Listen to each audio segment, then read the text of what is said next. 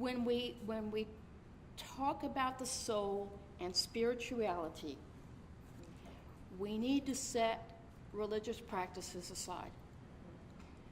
Because many religious practices over the centuries they're man-created, so they have some destructive components. Right.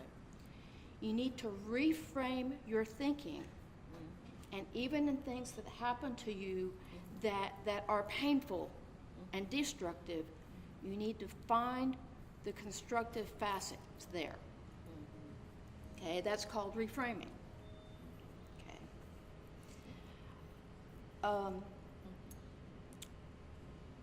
Another activity that I encourage you to incorporate in your daily life that's going to help you have a healthy spirituality. I challenge you every day to do a good deed for somebody who doesn't know about it. Now, you know, one of the radio stations has this sticky notes thing. You know, you can leave a message for somebody. I mean, it doesn't have to be involved. Right.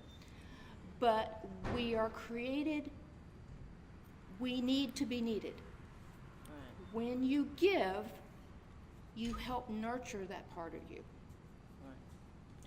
Now, in your relationships, I encourage you to start reframing your conversations as iMessages. So I need some help from the audience. Who in the audience has a relationship with somebody who does something that bugs them? Okay. What is it? What is the something that they do that bugs you? Some of the kids. Okay.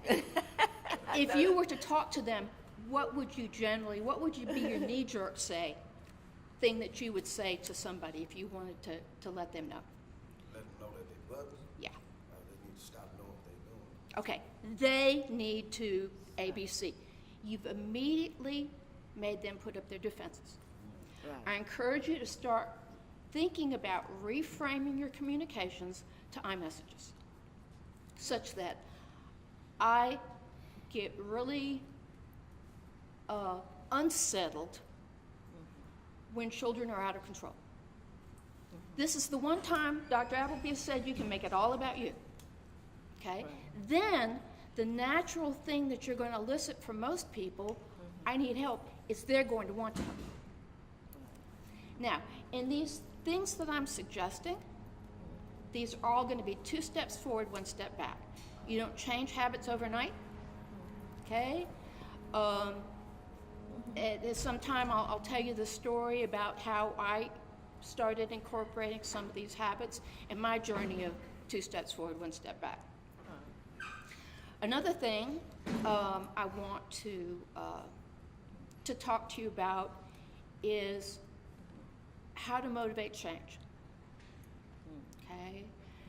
Say, for instance, your spouse squeezes the toothpaste tube from the middle and you think it should be rolled up, or vice versa. When someone we're close to does something that we think is not the way it should be done, so we may ask nicely once, twice. If you're like me, you ask about 50. But eventually, we start nagging and punishing. Okay? Research has shown that is not the most effective way to change behavior. The most effective way to change behavior is to reward instead of punish. So maybe one day, instead of leaving the toothpaste tube on the counter, they put it where it's supposed to go. You thank them, compliment them. Maybe one day they didn't brush their teeth, so they didn't squeeze it in the middle. Compliment. And the last thing I want to talk about in terms of spirituality, and this is not something you can usually get from the people you live with, because the people you live with care about where you leave your dirty socks. But each one of us needs unconditional positive regard. That means it doesn't matter what you did. You could be an axe murderer. I am still going to try to support you to get to a better place tomorrow Right. than you are today. Now, we might have a talk about the possible consequences of axe murdering, but I'm not going to judge you as unfit, non-human. I'm not going to reject you. Right. Okay. Now let's move on to the body. And actually, I could let you come up and do this, but okay, when you think about exercise, correct me if I'm wrong, there are 3 aspects you need to consider. Cardio, getting your heart rate up. Flexibility, the ability to still sit down on the floor at the age of 62 and be able to cross your legs. And strength, weightlifting. Okay. Everybody I've talked, in fact, a psychiatrist that I talked to when I had my latest depression episode told me that if he had a busy morning and there was one thing he had to leave out, yoga would be the last thing he would leave out. Oh, okay. Just that's his, okay. One of the resources I have on this list advocates for an hour a day, 20 minutes for spirituality, 20 minutes supporting your body, 20 minutes on your mind. But she also says that that's the goal, not the reality. So like what you said about, 5 minutes 3 times a day really helps a lot. So Right. when it comes in terms of the body, suppose that you usually park as close as you can get to the grocery store. Right. I encourage you next time to park at the end of the parking lot and walk a few steps further. Right. If you usually take the elevator and you're capable of taking the stairs, start taking the stairs. Little things. Right. Okay. Now, we come to the thing that I was advertised to be here for, the mind. Right. Okay. The mind is kind of like the Holy Spirit. You can't touch it. You can't put your hands on it. Right. But its effect is really apparent. Some things that you can do to support, now I'm talking about emotional processes here, although I do need to make a note for cognitive processes. When I was growing up, 60-some-odd years ago, we thought that people with intellectual disabilities, what we used to call mental retardation, we thought there was an upper limit on their education. What we have now found is there are no limits for them. Right. It will take them longer, but there are no limits. And I had a child who had a physical disability. Right. What you need to do is support people, and we all have disabilities, one kind or the other. Right. Yes. Support people and let them see how far they can go. So some things that have been shown to support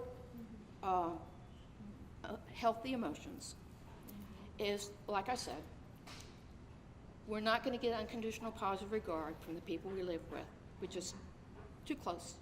We're going to do things that irritate each other. Right. Everybody needs a network of friends that when you're getting the cold pricklies at home, Right. someplace you can go. Right. One of the things I added to my list that's not written down, the network of friends, but also somebody that you can get a hug from.